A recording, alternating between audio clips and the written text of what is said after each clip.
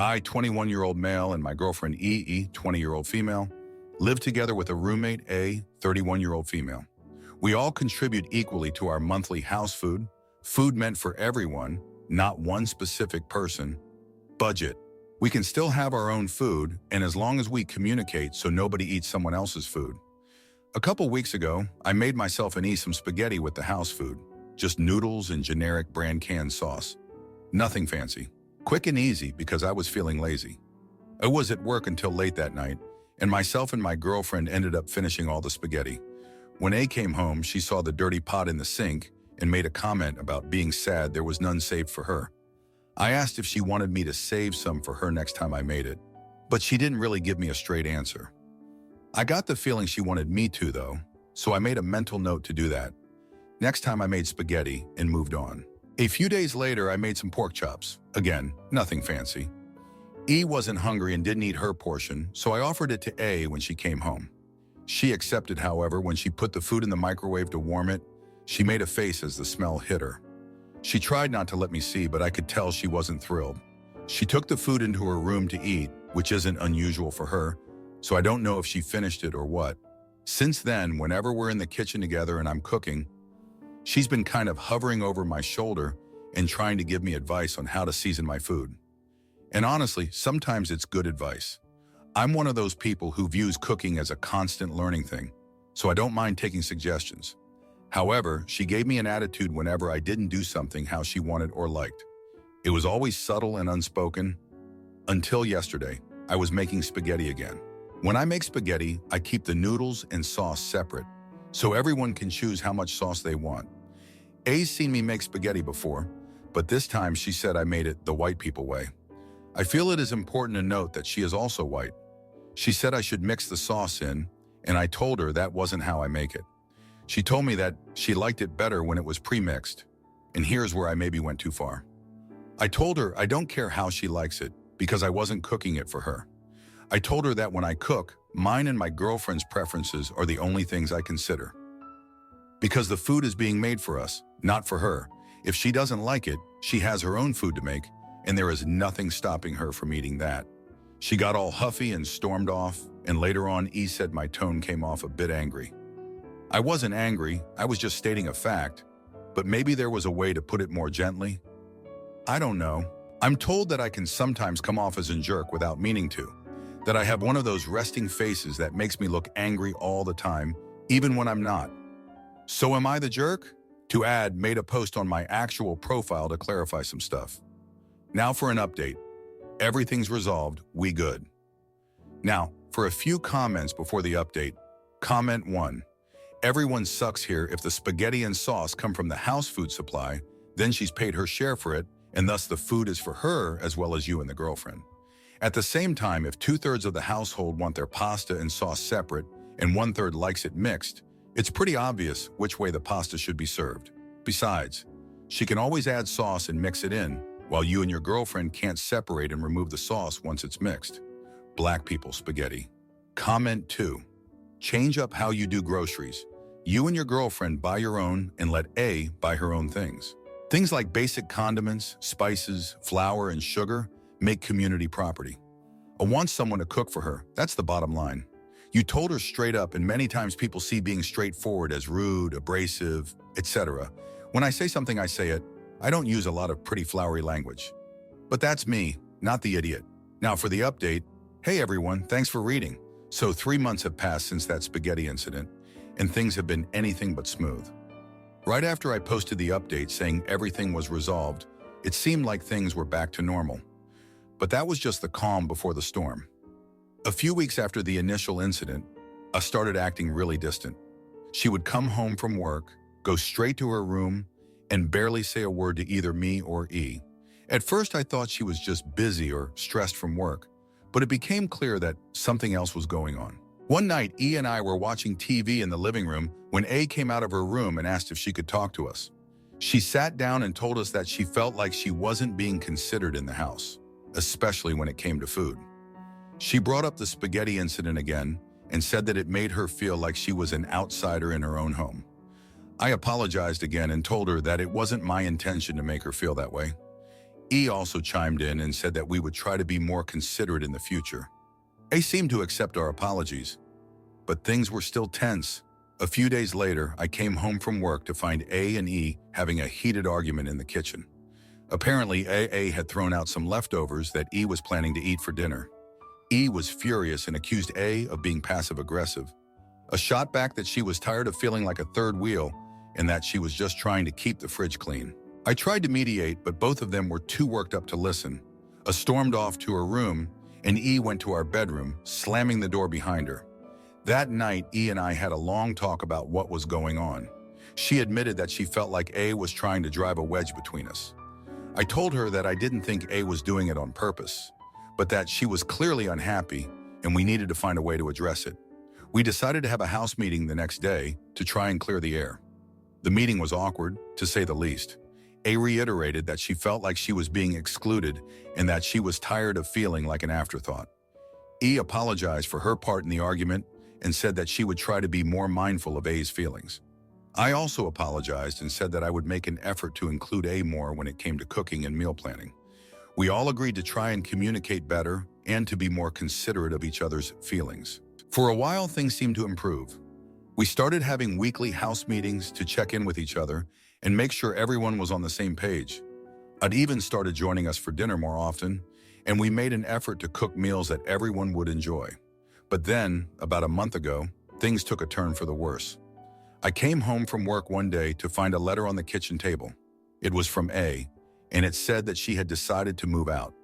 She said that she appreciated our efforts to make her feel included, but that she still felt like she needed a fresh start. She thanked us for the time we had spent together and said that she hoped we could all stay friends. E was devastated. She felt like she had failed to make A feel welcome, and that it was her fault that A was leaving. I tried to reassure her that it wasn't her fault and that A had made her own decision, but she was inconsolable. The next few weeks were a blur of packing and moving. A found a new place pretty quickly, and we helped her move her things. The day she left, we all hugged and promised to stay in touch, but it felt like the end of an era. Since A moved out, things have been different. E and I have had to adjust to living without a roommate, and it's been a bit of a struggle. We've had to take on more of the household chores and expenses, and it's been a bit of a strain on our relationship. We've had a few arguments about money and responsibilities, but we've been working through it. One night, about a week after A moved out, E and I were sitting on the couch talking about everything that had happened. She admitted that she felt guilty about the way things had turned out and that she wished she had handled things differently. I told her that we had both made mistakes, but that we had done our best to make things right. We also talked about some of the underlying issues that had been causing tension in the house. E admitted that she had been feeling insecure about our relationship and that she had been taking it out on A. I told her that I loved her and that I was committed to making our relationship work. We agreed to be more open and honest with each other and to work on our communication. In the weeks since then, things have started to improve. E and I have been making an effort to spend more quality time together and to support each other. We've also been trying to stay in touch with A and to make sure she's doing okay. Looking back, I realized that there were a lot of things that we could have done differently. We should have been more considerate of A's feelings from the beginning and made more of an effort to include her. We also should have addressed the underlying issues in our relationship sooner, instead of letting them fester. But despite everything that's happened, I feel like we've all grown from the experience. E and I are stronger as a couple, and we've learned a lot about communication and compromise. And even though A has moved out, I hope that we can still be friends and support each other. Thanks for reading. Am I the idiot for refusing to buy my sister-in-law's overpriced and tacky painting? My daughter and I love reading these together. Now it's my turn to ask for judgment. I'm 52 years old, and this situation concerns my husband's brother, Drew, 59 years old, and his wife of 5 years, Suzanne, 35 years old. Drew supports Suzanne on his income while she focuses on her dream of being an artist. She makes paintings of people and animals and has a website where she advertises her work for sale. Privately, I don't think her art is very good. It's definitely better than what I could do, but it doesn't look professional, if you know what I mean. My husband feels the same, so we have not opted to purchase any of her art, despite her dropping hints here and there about it. The art on her site is priced in the $3,000 to $5,000 range. I realize that labor and the cost of materials must be taken into account, but given the quality, those prices seem outrageous to me. I suspect she's not making regular sales because she started making portraits of friends, family, or pets as a surprise, and usually said family and friends end up feeling obligated to buy the painting as a courtesy. Unfortunately, my husband and I were the latest victims of this sales tactic. My son recently proposed to his girlfriend, and we took the two of them, his girlfriend's parents, and our daughter out to a fancy dinner to celebrate. Both my kids posted pictures from dinner on social media. Without telling anyone, Suzanne decided to make a painting of one of these pictures, of everyone smiling for the camera. She revealed the big surprise at a party she and Drew hosted 2 weeks ago. The painting is a whopping 40 by 58 inches, and I honestly think it's awful.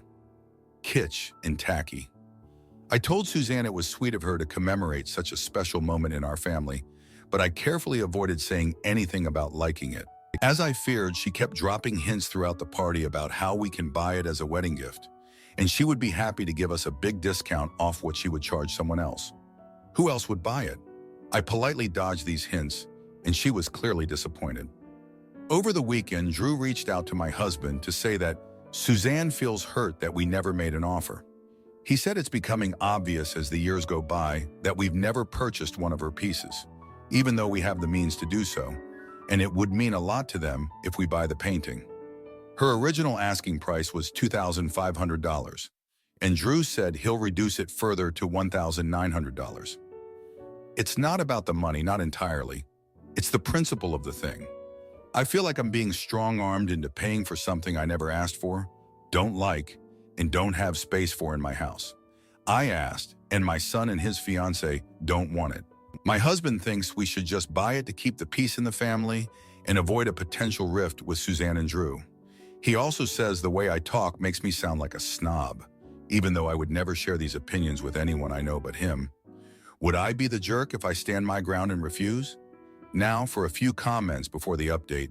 Comment 1, not the idiot. I think the play here is to reach out to Susan and say that you were under the impression that her painting was a gift for the happy couple, as it was a surprise and presented as such. Unfortunately, you've already budgeted what you plan to gift the couple for the wedding/honeymoon/whatever, and spending $2,000 on a painting wasn't a part of that budget. If she's unable to gift the painting, you're happy to give her permission to sell the painting, as it was done off of your photo and all. Comment 2, not the idiot. My husband thinks we should just buy it to keep the peace in the family. Absolutely not. Do you know what will happen next? She'll do a painting of the wedding, or any potential pregnancy announcements, or any other milestones. Suzanne will not stop. After all, you were willing to buy one painting. Why not buy another? Then another, and another, and another. Now for the update. Thanks for all the comments from the last post. So here's what happened next. 2 weeks ago, after Drew's call, I decided to have a sit-down with my husband to discuss our options. We both agreed that we didn't want to buy the painting, but we were torn about how to handle the situation without causing a family feud. My husband suggested we talk to Drew and Suzanne directly, so we invited them over for dinner to discuss it. During dinner, we tried to keep the conversation light, but it was clear that Suzanne was still hurt. She kept bringing up her art and how much it meant to her. Finally, I decided to address the elephant in the room. I told Suzanne that while we appreciated her effort and talent, we simply didn't have the space for such a large painting, and that our son and his fiancée didn't want it either. I tried to be as gentle as possible, but Suzanne's face fell, and she looked like she was about to cry. Drew jumped in, saying that Suzanne had put a lot of time and effort into the painting, and that it was a labor of love. He said they were willing to reduce the price even further, but I stood my ground. I told them that it wasn't about the money, it was about not wanting to feel pressured into buying something we didn't need or want. Suzanne excused herself and went to the bathroom, and Drew followed her. After they left, my husband and I felt awful. We didn't want to hurt Suzanne's feelings, but we also didn't want to be forced into buying something out of guilt. The next day, Drew called my husband again, saying that Suzanne was devastated and felt like her art was being rejected by her own family. He asked if we could at least consider buying a smaller piece or commissioning something else from her. This put us in a tough spot. We didn't want to alienate Drew and Suzanne, But we also didn't want to set a precedent of buying art we didn't like just to keep the peace. My husband suggested we talk to our kids and see if they had any ideas. Our daughter suggested that we offer to help Suzanne promote her art in other ways, like setting up a social media campaign or helping her find local galleries to display her work. Our son, on the other hand, thought we should just buy a smaller piece to avoid any more drama. We decided to go with our daughter's idea and called Drew and Suzanne to propose it. Suzanne seemed hesitant at first, but Drew was enthusiastic about the idea. He said that Suzanne had been struggling to get her art noticed and that any help would be appreciated. We spent the next week helping Suzanne set up an Instagram account and a Facebook page for her art. We also reached out to a few local galleries to see if they would be interested in displaying her work. Things seemed to be going well, but then we hit another snag. One of the galleries we contacted agreed to display Suzanne's work, but they wanted to take a 40% commission on any sales. Suzanne was furious, saying that the commission was too high and that she would barely make any money. Drew tried to calm her down, but she was adamant that she wouldn't agree to those terms. This led to another heated discussion between us and Drew and Suzanne. We tried to explain that the commission was standard for galleries and that it was a good opportunity for her to get her work seen by more people. Suzanne accused us of not understanding the value of her art and said that we were just trying to get rid of her paintings. Drew looked torn, trying to support his wife while also seeing our point of view. At this point, I felt like we were at an impasse. No matter what we did, it seemed like we couldn't make Suzanne happy. My husband suggested that we take a step back and give Suzanne some space to figure things out on her own. We agreed to stop pushing the gallery idea and let Suzanne decide what she wanted to do with her art. In the meantime, I started to reflect on why this situation had escalated so much. I realized that part of the problem was that Suzanne felt like she wasn't being taken seriously as an artist. She had put her heart and soul into her work, and it hurt her to feel like her family didn't appreciate it. I decided to reach out to Suzanne privately and have an honest conversation with her. I told her that while I might not understand or appreciate her art in the same way she does, I respected her passion and dedication. I apologized for making her feel like her work wasn't valued and assured her that we wanted to support her in any way we could. Suzanne seemed to appreciate my honesty and said that she just wanted to feel like her art mattered. We ended the conversation on a positive note, and I felt like we had made some progress. However, I knew that this was just the beginning and that there would likely be more challenges ahead. But before I get into that, I want to thank everyone for their support and advice. It has been a tough few weeks, but I feel like we're starting to find a way forward. Thanks for reading. Am I the idiot for calling out my husband for taking credit for teaching me to drive when he made it worse? For my whole life, I, 30-year-old female, have had a lot of anxiety when it comes to driving. It has never been too much of a problem as I live in a city and I can walk wherever I need to go. I have been married to my husband, Stan, 32-year-old male, for 3 years, together for 6. Throughout our relationship, he has tried to help me learn how to drive. The problem is, Stan is not a very good teacher and gets very impatient and angry every time we try. We go to the parking lot of an abandoned warehouse sometimes. It's huge. Anyway, if I make one small mistake, for example, if I don't check my mirrors for a long enough time, Stan yells at me. I would already be nervous at the wheel, but with all the yelling, it would cause me to break down and cry. I have a brother, Paul, 33-year-old male, who I hang out with typically once a week. A few months ago, I was talking to Paul about how I want to learn how to drive, but I'm very nervous about it. He offered to help teach me when we hang out. Paul's husband, Chris, also was willing to help me out, and they actually made me feel so much more at ease behind the wheel. I thought I was bad at driving, but it turns out I was just anxious. Another factor that made me want to learn, besides feeling like I need to do this, is that Stan has told me that he won't have a child with me until I get my license, which I definitely understand. 2 weeks ago, on my day off from work, Paul and Chris took me to the Department of Motor Vehicles, and I finally got my license. I also bought a used car a few days ago from money that I've been saving up for years. I'm so happy, and I have had the support from my brother and his husband. I thought Stan would be mad that I did all of this behind his back, and he was somewhat disappointed that I didn't want his help. I love him so much, but honestly, he wasn't the right teacher for me. Anyway, on Sunday, Stan and I both had off from work, and he told me he had a surprise for me. He took me to his parents' house where they had a celebration for me. Basically like a little party congratulating me because I learned how to drive. Halfway through, my mother-in-law was giving a speech about how proud she was of me, but also proud of my husband for all of the support and lessons he was giving me. I could feel the anger rising in my chest.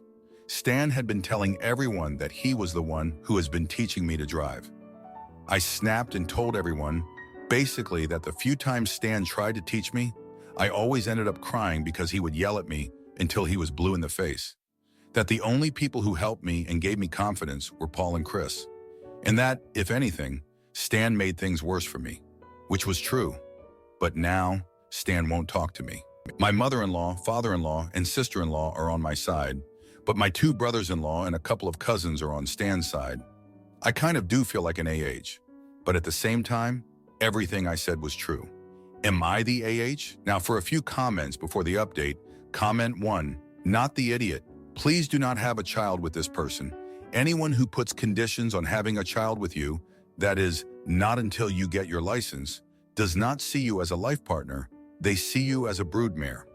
Do not get stuck with a baby from this joker. He will eventually bail on you and you will be a single parent. At the very least, get counseling, preferably with Stan, who sounds like he would be an absolute shoot as a parent if he doesn't have any more patience than that. Comment 2. Not the idiot, but another factor that made me want to learn, besides feeling like I need to do this, is that Stan has told me that he won't have a child with me until I get my license, which I definitely understand. I had the same deal with my husband, and when I got my license, he moved the goalposts. So just be aware of that. Now for the update. Hey everyone, thanks for reading. So a lot has happened in the past 2 weeks since that blow up at Stan's parents' house. After the party, things were really tense between Stan and me. He barely spoke to me for days, and when he did, it was short and cold. I tried to give him space, thinking he just needed time to cool off. But then, one evening, I came home from work to find him packing a suitcase. He said he needed some time away to think things over and that he was going to stay with his brother for a while. I was shocked and hurt, but I didn't want to push him further away, so I just nodded and let him go. During the first few days of Stan being gone, I felt a mix of emotions. I was angry at him for lying to his family and making me look like the bad guy, but I also missed him terribly. I confided in Paul and Chris, who were both supportive and tried to help me see things from Stan's perspective. They reminded me that Stan probably felt embarrassed and hurt by my outburst at the party, and that maybe I should reach out to him and try to talk things through. I decided to take their advice and called Stan. He didn't pick up, so I left a voicemail apologizing for how I handled things at the party and asking if we could meet up to talk. A few hours later, he texted me back, agreeing to meet at a coffee shop near his brother's place. When we met, Stan looked tired and stressed. We sat down and I apologized again for my outburst, explaining that I felt hurt and betrayed by his lies. Stan admitted that he was wrong to take credit for something he didn't do, but he also said that he felt like I had humiliated him in front of his family. He said he had been trying to make up for his shortcomings as a teacher by showing his support in other ways, like organizing the party. I could see his point, and we both agreed that we needed to work on our communication and trust. We decided to give each other some more space to process everything, but we also agreed to go to couples therapy to help us work through our issues. In the meantime, I continued to practice driving and even started using my car to run errands and visit friends. It felt liberating to finally have that independence, but I couldn't shake the feeling that my newfound freedom had come at the cost of my relationship with Stan. A few days later, I made a mistake that changed everything. I was driving to meet Paul and Chris for lunch when I got into a minor car accident. It wasn't anything serious, just a fender bender, but it shook me up. I called Stan, hoping he would come and help me, but he didn't answer. Feeling desperate, I called Paul, who came right away and helped me sort things out with the other driver and the police. When I got home, I found a note from Stan saying that he had decided to stay with his brother for a while longer and that he needed more time to think. I felt devastated and alone, and I couldn't help but blame myself for pushing him away. I realized that my outburst at the party and my insistence on doing things my way had driven a wedge between us. In the days that followed, I threw myself into work and tried to keep busy, but I couldn't stop thinking about Stan and our relationship. I started to question whether I had been too stubborn and independent, and whether I should have tried harder to include Stan in my journey to learn how to drive. I also began to wonder if there were deeper issues in our relationship that we had been ignoring. One evening, I was talking to Paul and Chris about everything that had happened, and Paul shared a story from our childhood that I had almost forgotten. He reminded me of how our parents had always pushed us to be independent and self-reliant, sometimes to the point of being harsh and unsupportive. Paul said that he thought my anxiety about driving and my need to prove myself were rooted in those childhood experiences, and that maybe I had been projecting those feelings onto Stan. Hearing this, I realized that Paul was right. I had been so focused on proving that I could do things on my own that I had pushed away the person who loved me the most. I decided that I needed to confront these issues head-on and work on healing myself before I could truly heal my relationship with Stan. I started seeing a therapist to help me work through my anxiety and childhood issues, and I also continued with the couples therapy sessions with Stan. Slowly, we began to rebuild our trust and communication. It wasn't easy, and there were still moments of tension and frustration, but we were both committed to making things work. As I worked on myself, I also began to see Stan in a new light. I realized that he had his own insecurities and fears, and that his impatience and anger were often a result of his own struggles. I started to appreciate the ways in which he had tried to support me, even if they weren't always the ways I needed. In the end, I learned that relationships are about more than just independence and self-reliance. They're about trust, communication, and being there for each other, even when things get tough. Stan and I still have a long way to go, but I feel hopeful that we can get through this together. Thanks for reading. If you like this video, you'll probably like these too. Also, while you're here, please consider subscribing.